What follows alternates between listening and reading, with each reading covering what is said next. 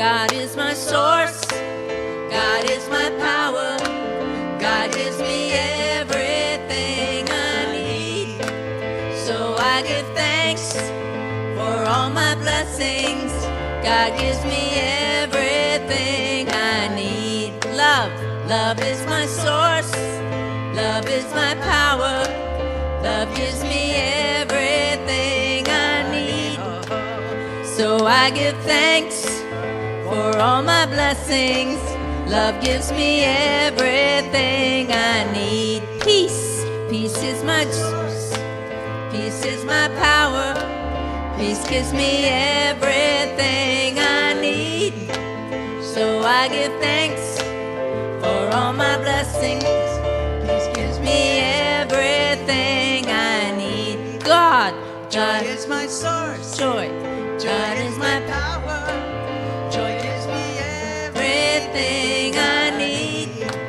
So I give thanks for all my blessings. Joy gives me everything I need. Back to God. God is my source. God is my power. God gives me everything I need. So I give thanks for all my blessings. God gives me everything I need. God gives me everything I need.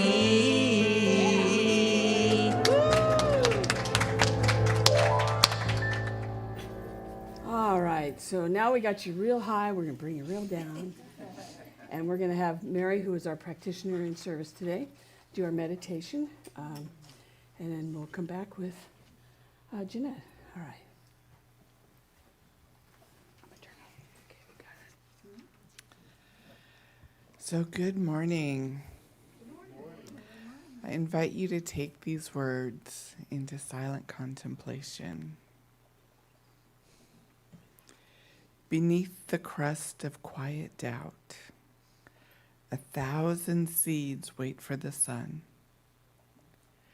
Turn the earth with gentle hands, each scar a furrow for growth. Water it with wonder, feed it with faith, and let your becoming begin.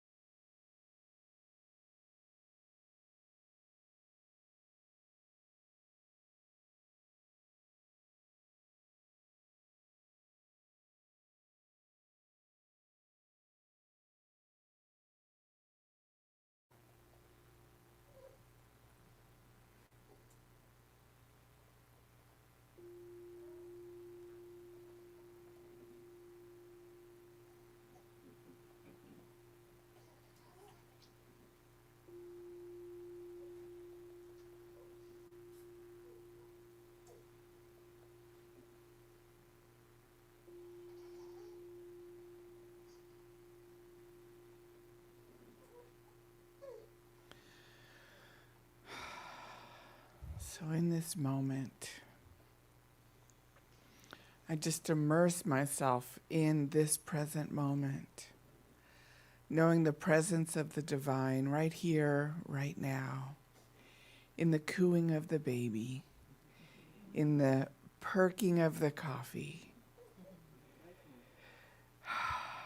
Just knowing that in the sunlight of the Spirit, I just bathe myself. Just knowing that Spirit is present right here, right now, in this community, in each one of us, in this service, in this day, as it is present in every moment.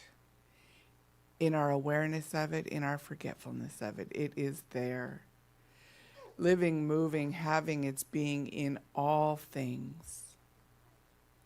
And I just delight in this experience, and I am so grateful for the opportunity to just stand and bear witness to the unfoldment of this divine life.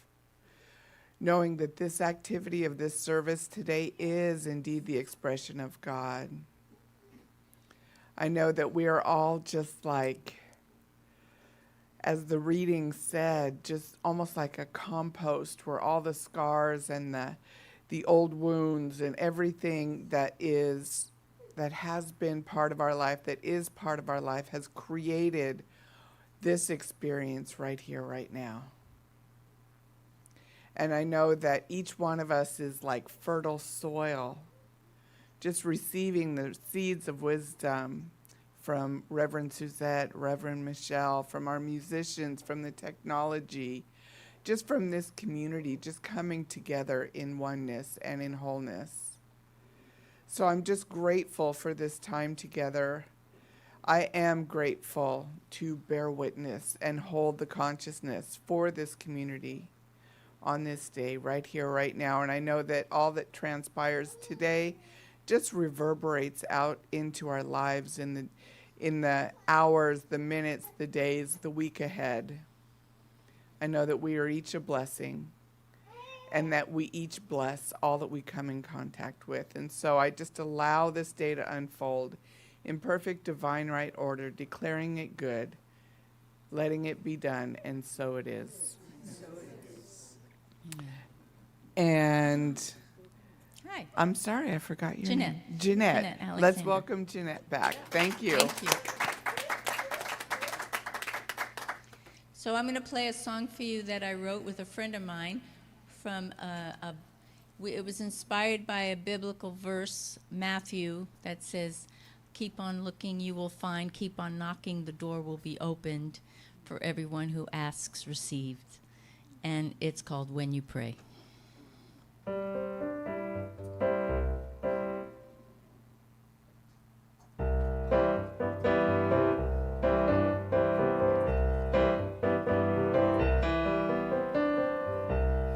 When you pray, God hears you. When you pray, God hears you. Keep on asking, and you will be given to. When you pray, God loves you. When you pray, God loves you. Keep on looking and you will find. Keep on knocking, the door will be open. For everyone who asks, receives. When you pray, God listens. When you pray, everyone who seeks shall find, and the door will be opened. You're looking for peace of mind. God knows all the questions in your mind, and all the answers you will find. For everyone who asks, receives.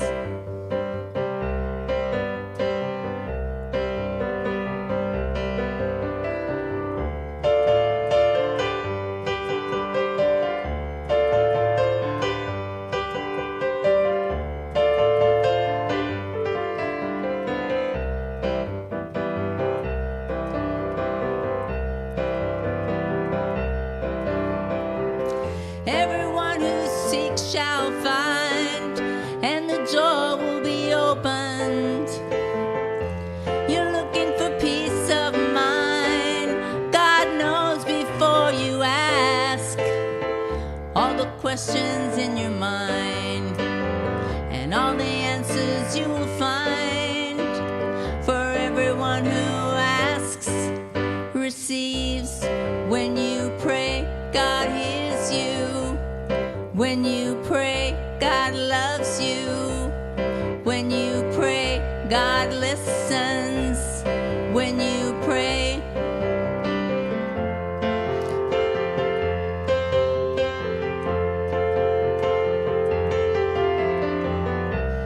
when you pray, God loves you. When we pray, God is us. When we pray, God is us. When we pray, God is us. When we pray. Thank you. Hope you enjoyed that. Thank you. Can you hear me? Yes. Okay. I want to see if this will go back to my, Martin, can you put it back to my very first slide? No, next one, prior to that. Prior to that. I know, I'm mixing you up here. Okay. It's on there. All right. Before I get started, I want to welcome our online spiritual community. And you'll see them up there. Who's that on the left? I can't tell. I can't tell either. It's okay, it's Dee. Hi Dee, welcome Dee. Good to see you. They're now in the middle, the person I wanted, but that's okay. Anyway, I want to make you guys aware that in the coming months, we're actually going to enlarge the screen so that I can actually see who they are.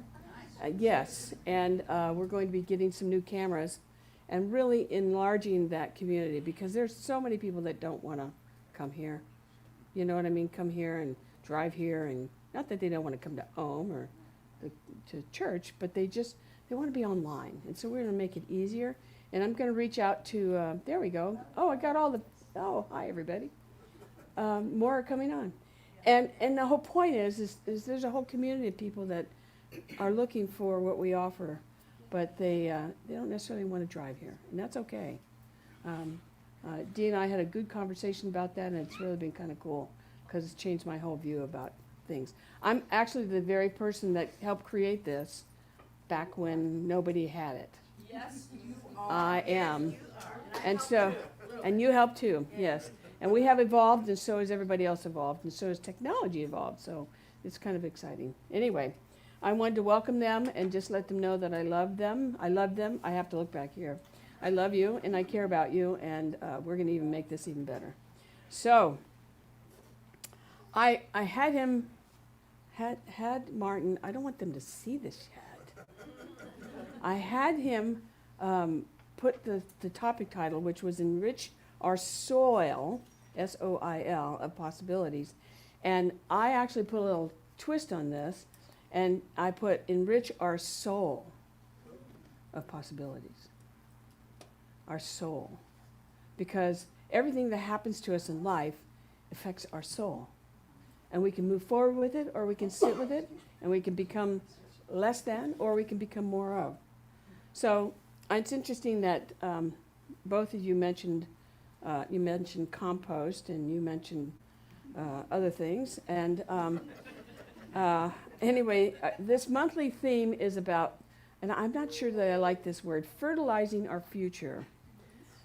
That was a weird way of putting it, but I'll go with it. And today is about setting that stage.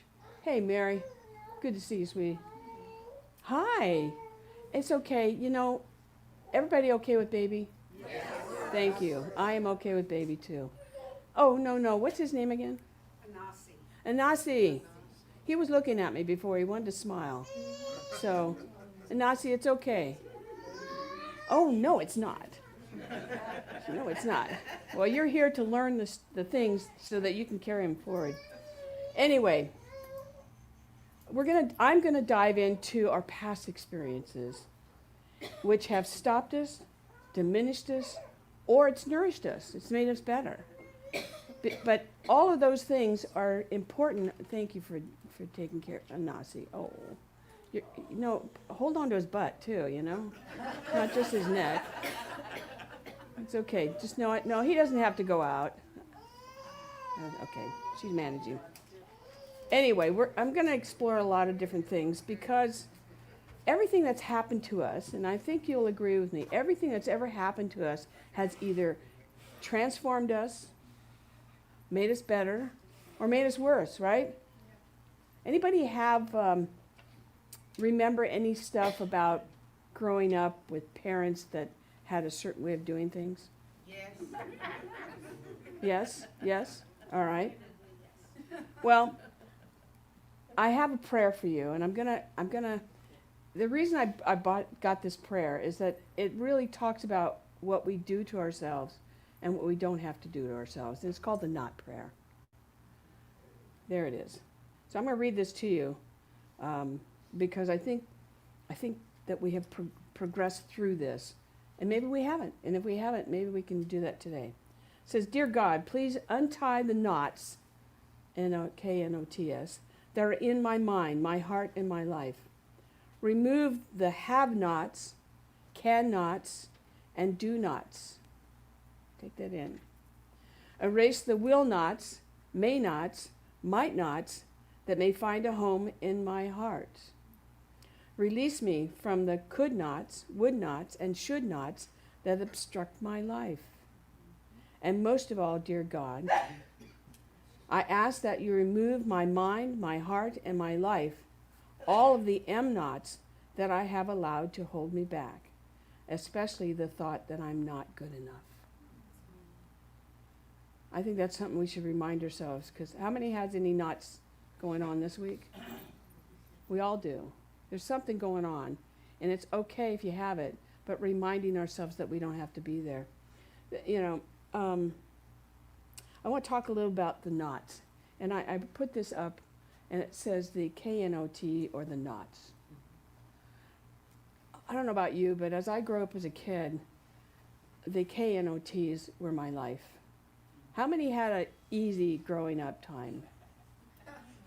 How many had okay growing up time? All right.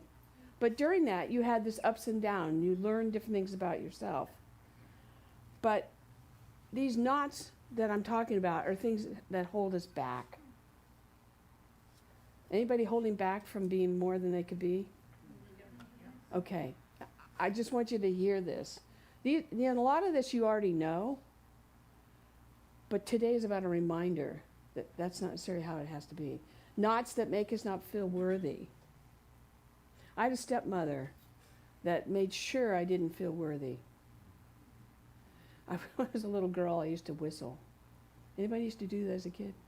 I used to whistle, and I'd whistle, I thought it was good.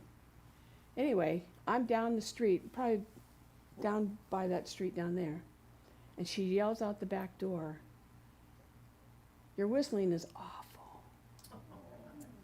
That's as a child. So I had to learn about that, and not, that's a small little thing, but those little things add up. Becomes a knot. Follow me? Knots that make us feel less confident. Less confident. Knots that get in the way of our progress. Anybody have a knot you want to add? I'm serious. We create these knots that need to go away. They don't serve us any longer. And today, the truth is really about what I say, turning a corner and directing them into something that's magical. The knot. So if you have a knot going on in your head, I want you to reverse it right now. Reverse that into anything is possible. Ernst Holmes says this, and Ernst Holmes is our founder. This is a little long, but I'll interrupt it a little bit. It says, suppose someone says, "I have made a lot of mistakes in my life. I had an opportunity I did not grasp."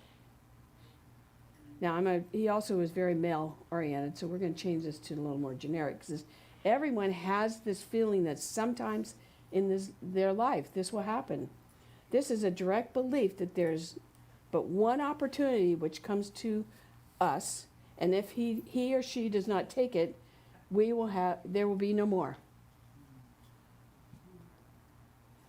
I have to say, the universe is abundant. And if we've not learned that there's so many opportunities, it's about just keep knocking on the door, as you said. Keep asking. Keep looking forward. Not letting go of, oh, that was it. The other part of this is, and it's kind of like buying a house. Anybody bought a house here lately? Sorry, bought a house? You have. Anybody else bought a house? Raise your hand, please. Well, in your lifetime. Okay, if you bought a house in your lifetime, or a condo, or whatever you want to call it, or maybe even getting an apartment, you don't just pick the first one. You take the first one and you look at it and go, well, I'm not sure. And you'll find the things that you like, and you'll find the things you don't like. Then you go to another one, and another one, and another one. When I was buying my house, we searched for a year. And the last 2 months, maybe 3 months, my partner said, I'm not going anymore. There's nothing out there for us. And I was living in a trailer with a cat. It was not fun. And the clothes were hanging up over here, you know. It was a fifth wheeler. It wasn't really made for living in. And it was raining. That was the year it rained really hard. So lots of disappointment. And I thought, I am not giving up. I am not giving up. And so every day, I think it was like for 3 weeks, I went out and I picked 5 locations, and I just drove by them. I didn't have to go in and see. I just drove by them. And by the 3rd week, I found this house that had just come on the market. It was down a dirt road. Sounded good to me. And it was fully open. There was nobody there.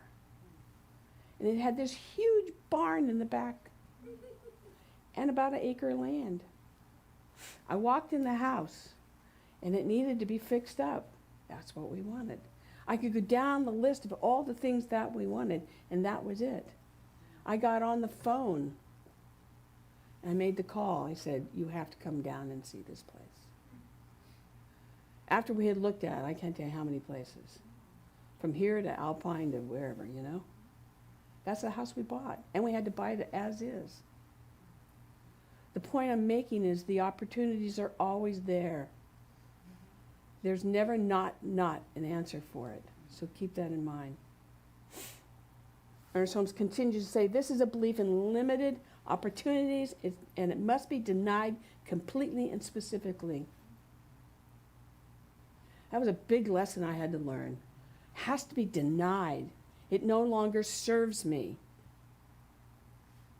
It's not that we have made no mistakes, but if the belief in necessity of mistakes stays in the consciousness, then there is bound to be repetition. Whatever we perceive is going to repeat itself. Everybody know that, right? Okay. It is scientific practice to declare that there have been no mistakes in, I'll just say, our consciousness, that if there have been, they are now wiped out. They're gone. They're gone. There are none in the divine plan, and there are no plan for man or woman or anybody else other than the divine plan. There's a divine plan happening, and we have to accept that that's what's going on.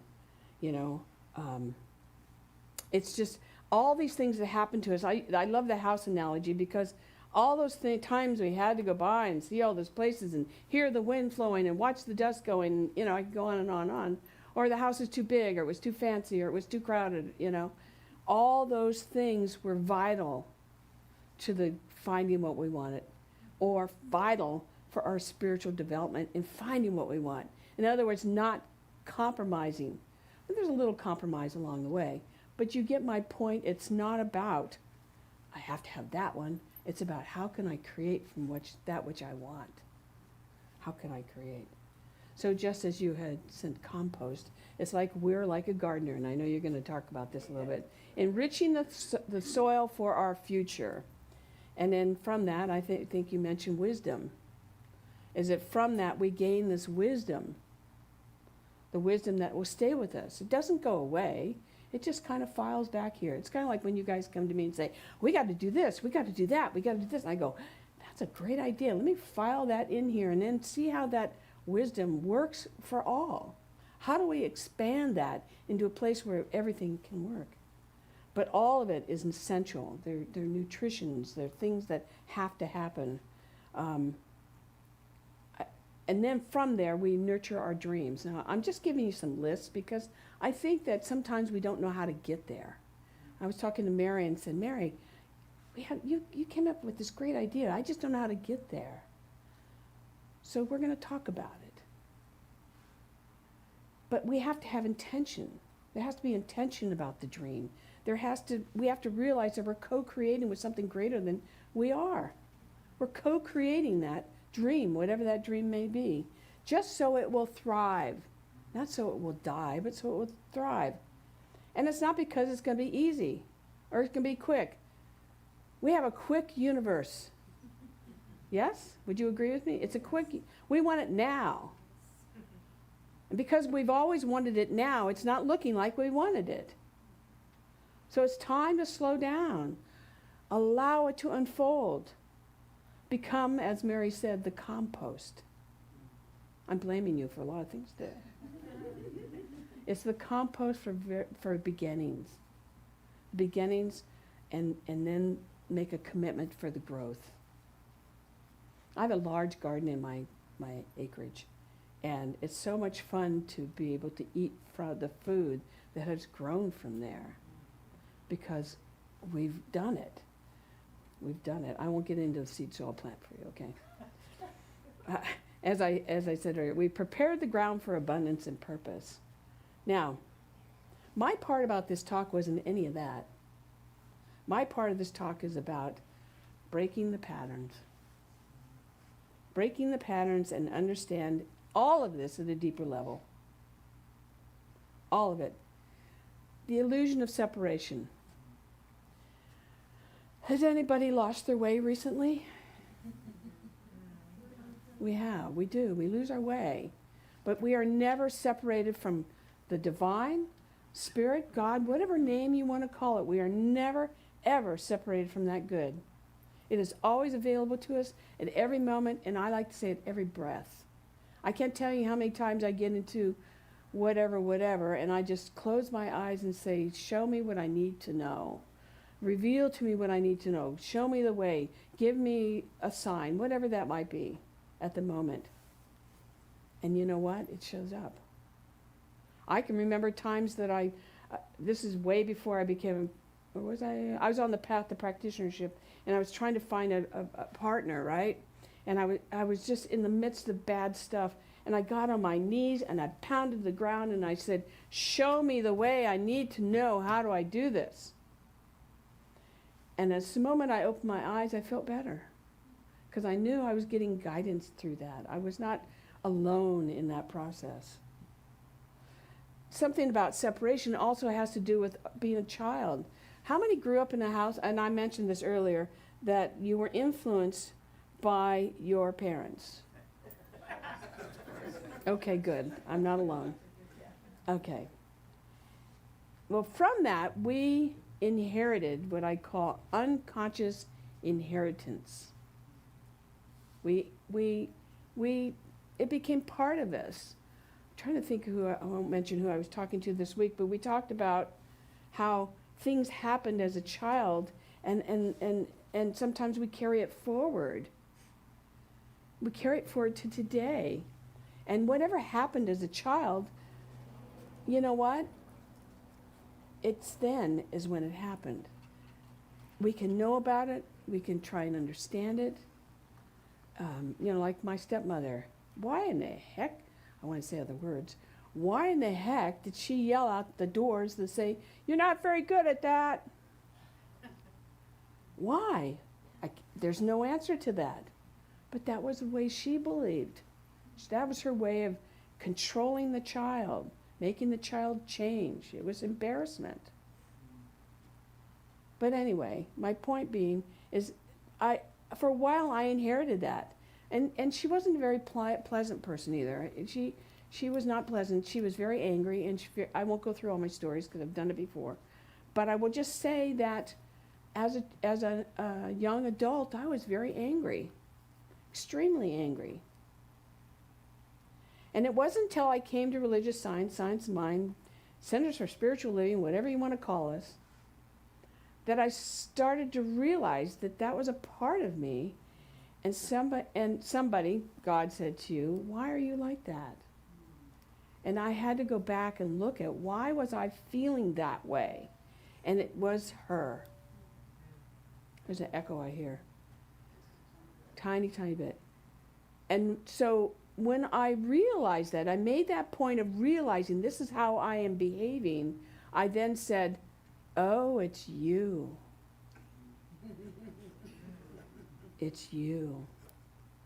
And then I said, I don't want to be like that. So that, again, it's that unconscious inheritance. We have to be aware of that. And then the next one is power of awareness. Notice patterns. Patterns. Anybody have any patterns in their life from the prior? Okay, good. Yeah. We have patterns of our life, things that happen to us. And when we have a pattern, something we have to do is we have to stop the madness. My father, sounds like confession today. My father filed bankruptcy 3 times. Now back then it was easy. You could do that. It was they don't not anymore, but back then it was. And I was always so embarrassed. Of course, I don't know who knew, but I knew. So in my growing up, I had an opportunity to do the same thing. I chose to change the pattern. It took me 20 years to pay it off, but guess what? I stopped the pattern. And and I tell you these stories because we all have a story. We all have something that we hold on to, and then we have a story that makes us remember what it is that we're doing and why we're doing what we're doing. The truth is, those stories are good for you because it makes you better. So changing the pattern. And then the last one is moving into giving ourselves permission to change. I love Brene Brown. Permission to change. Permission to make a mistake. Anybody made a mistake this week? Okay, we all do. It could be anything, go through a red light. Oh, no.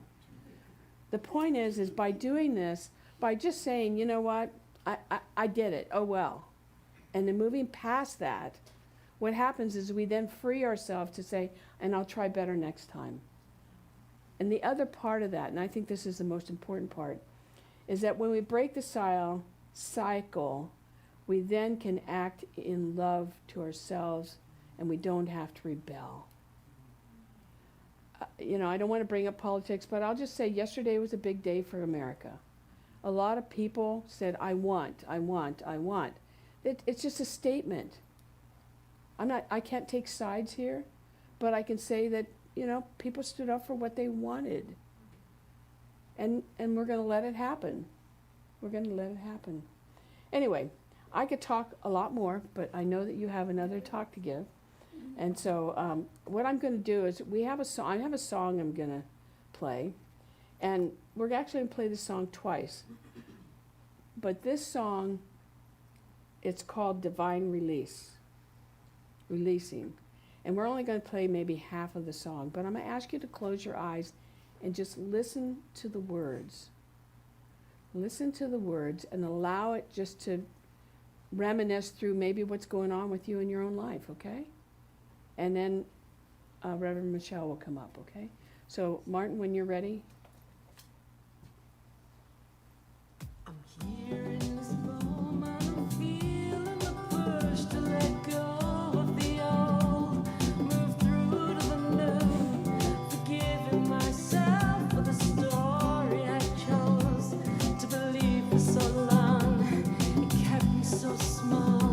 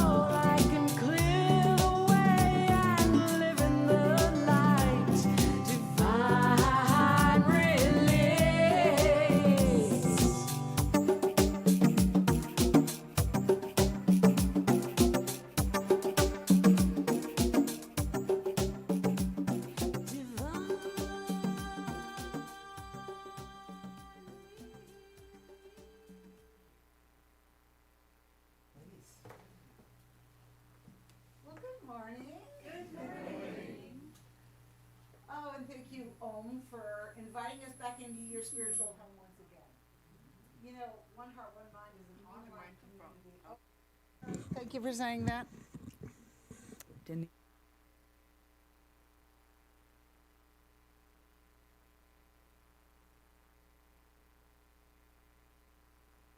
In person. So we are very grateful. Thank you for that.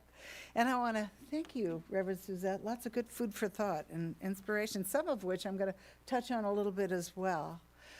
So as Reverend Suzette said, today's talk title is Enriching the Soil of Our Potential. I did not change the word to soul, but I love that idea. That was great.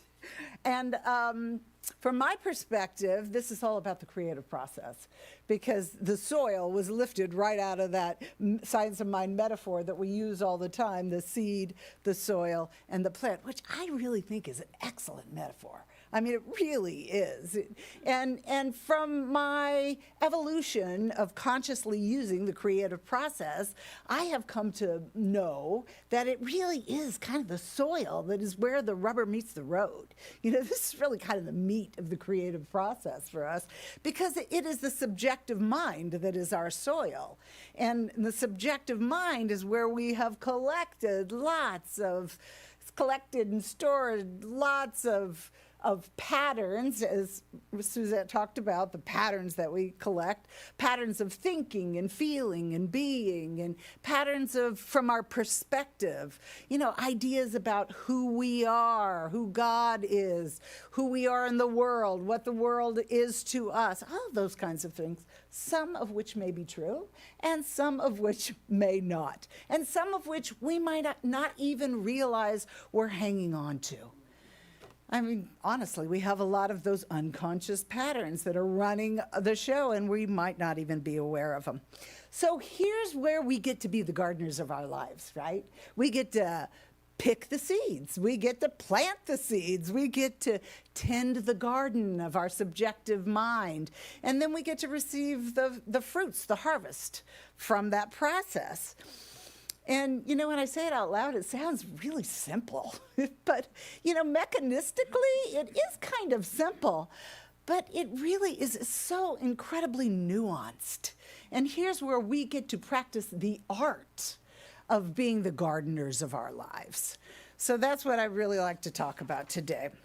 So let me briefly just talk about the seeds, even though I'm really kind of focusing on the soil, because I think my idea of what the seed is that we're planting has really evolved over the years. I used to think the seed was just, you know, those thoughts in my conscious brain that kind of traveled through and I landed on and I repeated, you know, things like affirmations that I would say over and over again. And that is certainly part of the process. Those are certainly powerful things. But what they do is they help build those patterns of thinking and feeling and being that are held within our subjective mind. And they are energy. They are vibrational energy. Because remember, the universe speaks the language of energy. Everything vibrates. And so what I have come to know is that it is this vibration of who I am, who I believe I am, who I know I am, that is the seed that I demonstrate as my experience. It's not just those passing thoughts. It's where I resonate and who I am. And so that's a good thing, right? Because we know that we can change that vibration by changing what we allow to come into our conscious brain and what we hold and resonate in our life. So for me, that is either based on knowing that I am a divine presence in the world, or knowing what the world has told me I am and who I am, which I think I would much rather be identified with the allness and the infinite nature of my divine self. That is a much better seed. I think that's where I'd like to know. So let's see, what else I know. So, okay, so I'll give you an example. So say we wanted to plant the seed of abundance in our life. You know, and in my head, I'm thinking, well, I don't have abundance, and I know it's out there somewhere, so I have to do something or become something so that I can get it. I got to go out there and get it. I'm not planting the seed of abundance at all, if that's what I believe. I'm separate from it. I'm planting the seed of lack, and I don't have enough, and what can I do to get it? But if I know that I am the allness of God, and that God has the quality, the universal principle of abundance within it, and I know that that is who I am, that seed will demonstrate as abundance in my life. We demonstrate who we are, not what we want to be or what we think we need to get. So, much better seed to be planting, right? So really, when you think about it, demonstrating something is simply translating potential energy, the energy of the seed, into physical energy. It's just translating forms of energy. It's not magic, it's physics. It's quantum physics. And we're all doing it all the time. We're thinking about what the potential is in our lives, and then we're thinking about it to the degree that it becomes the seed, and then it does demonstrate in our life. It's all energy. And Ernest Holmes called this energy, this vibrational resonance that we hold, the seed perfection. I love that. And it's one of my favorite quotes of Holmes. I actually use it a lot. So I want to sit in the seed of perfection and demonstrate that into my life. And that seed contains everything, all the goodness of God, the wholeness, the love, the peace, the beauty. Can you feel that within you? That resonance is always there. And all we have to do is look from that perspective of our divine self, rather than let the world tell us who we are, which is usually limited and not enough, and none of the things that I want to plant in my life. So here comes the part about the compost. A few years ago, I really, really wanted to plant a butterfly garden. So I did. I went to the nursery and I bought all these great plants that I knew would attract butterflies. I brought milkweed, which of course the monarchs love. I bought butterfly bush. I bought sage and yarrow and lavender, anything that I knew would attract butterflies. And then I went home and I plotted out my beds. You know, I did two 4x8 beds. And then I dug deep. I probably dug down about 2.5 feet. And yeah, they're good beds. And I sifted out all the stuff that I didn't want to be in there. You know, the old roots and wood, the stones, any debris, any minutia that was in my subjective soil. I wanted to get rid of that. And then I added this rich, wonderful composted soil, and I fertilized it good, and I planted all my plants, and it worked. I have a great butterfly garden, lots and lots of monarchs. But that was like about 3 or 4 years ago, and so every spring, I gotta go back. I got to cut out all the dead wood. I got to weed everything that I don't want in there. I have to add more compost. I have to fertilize more. It is this ongoing process of constantly tending the garden of our subjective mind. That's what we're doing. That's what we always do. And, you know what? It's really a beauty. I just did it the other day, to tell you the truth. And I just pulled out all the dead wood, and it is looking good. I don't know if you know this. This is a little aside. The milkweed reseeds itself. And so I have all this milkweed in the beds that are starting to come up, and it's really great, and I love it so much. Anyway, so what I'm doing is I'm creating the environment in which the potential of the plants, the new ones and the old ones, they're my seeds, can grow into its full potential, can become the beautiful butterfly garden attracting plants that they want to be, that they have the potential to be.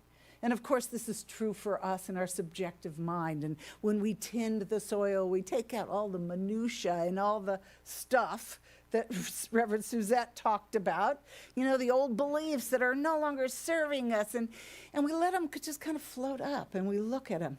What I've discovered is that there are two things that we can really depend on and know to be true in our human experience.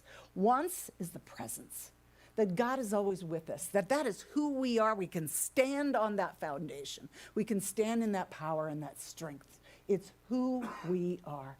And the other is our practice that brings forward for us the aliveness of the presence into our daily lives. We can depend on that. And our practices are so varied, but it's that quiet contemplation. You were talking about that. Our meditation, our affirmative prayer, spiritual mind treatment, our forgiveness, our gratitude, all of those things that we do in the quiet moments. But they are also the things we do in our daily lives. And daily life gives us so many opportunities to practice the presence, especially lately. It seems like there's really a lot of stuff coming up. So we have this opportunity. I have a quote.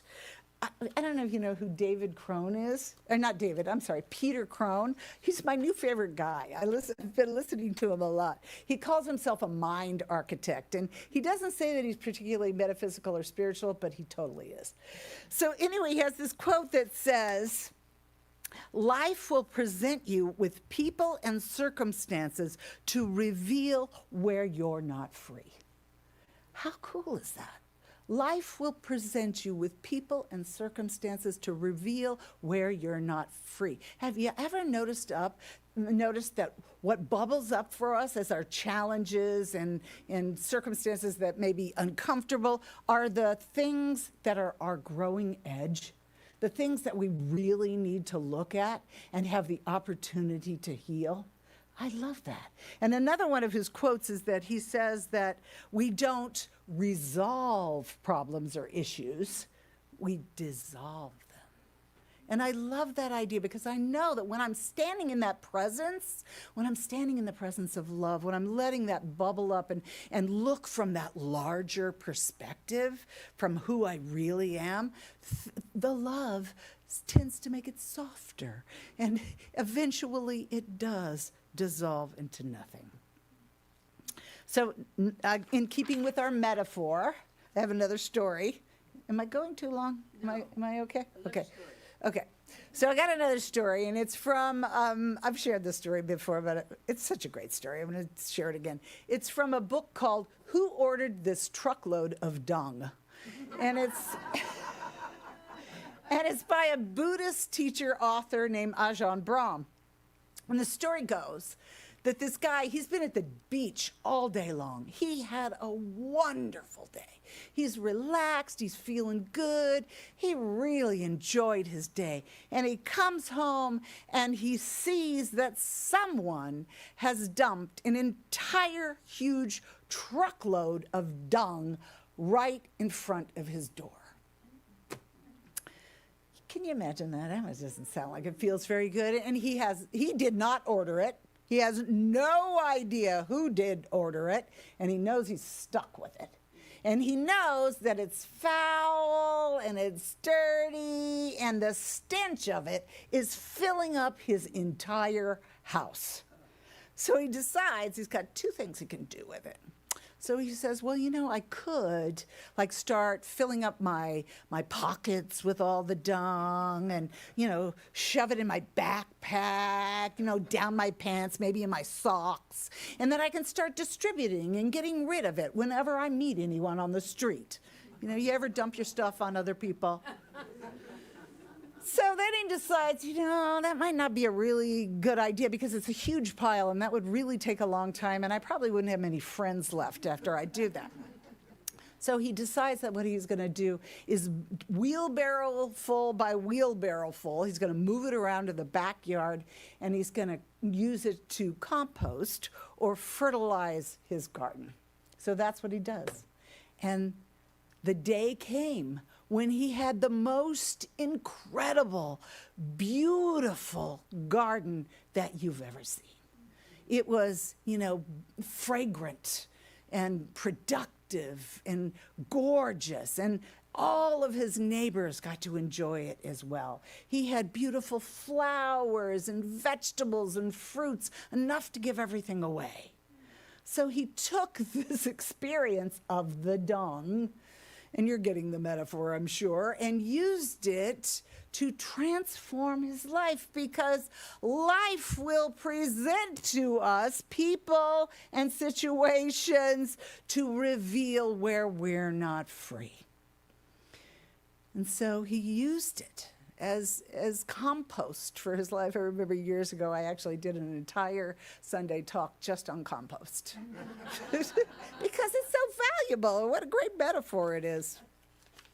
So let's see, what else do I want to talk about here? Honestly, I wanted to tell you the one thing that Ajahn Brahm said at the end. He said, and the moral of the story is that when we have challenges and upsetting things that happen in our life, we can say, whoopee, more fertilizer for my garden. And when I read that, I'm thinking, honestly, that's probably not going to be my first response. But eventually, maybe I'll get there. So I do want to share one thing, because it's always good to give some practical practice for us to take away with this. And I actually shared this last week in my Sunday talk, but you'll forgive me, One Heart, One Minders, if you have to hear it again. So, as Reverend Suzette kind of said, we're living in a world right now where there's a lot going on. And it feels icky. That's a technical term. And so I find myself going into this place of separation, of division, of wanting to divide everything up as the good guys and the bad guys. You know, I polarize myself, and that doesn't help. It just contributes to the energy that we're feeling all around us. And so what I've done is I've gone into this practice where if I feel myself getting upset or worried, I just take a breath. I just take a pause. And I try to create that space. My talk last week was on equanimity, and so I try to create that space of equanimity that can hold everything, that can hold the good, that can hold what I'm labeling bad, that can hold everything, just so I can be with it and experience it. And when I do that, I can feel myself, usually it starts out as like anger or frustration, something like that. And if I just sit with it without resistance, without trying to push back or fix it or, any of those things, I find myself softening. And I find that what's really going on and what's underneath the anger and the frustration is fear. I'm afraid. I'm afraid that my world is changing, and what will I lose, and how will I get by, and how will it affect the people I love, and what will this look like, and how can I deal with this uncertainty? I'm afraid. And so I sit with that. Makes me almost tear up. I sit with that fear in that place of space. And I stand on what I know to be true. What is really true about what is happening? Is it things floating up that want to be revealed so that they can come into the light of God and be resolved, or not resolved, but dissolved? And when I sit there long enough, I can be with the feeling of grief and deep sadness. And I can feel that underlying. And then I can stand on the strength of God, the presence of God, the truth of God, and I can be with that. And then I start moving back into that place of everything is really okay. Everything is really okay. And I start to move into that place of the truth of God, the light of God. I start to trust again. I start to flow again. I start to allow the presence of the divine to be the foundation I stand on.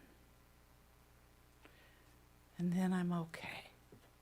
And then I can sit in that place of knowing that there's really nothing to be healed, but only God to be revealed.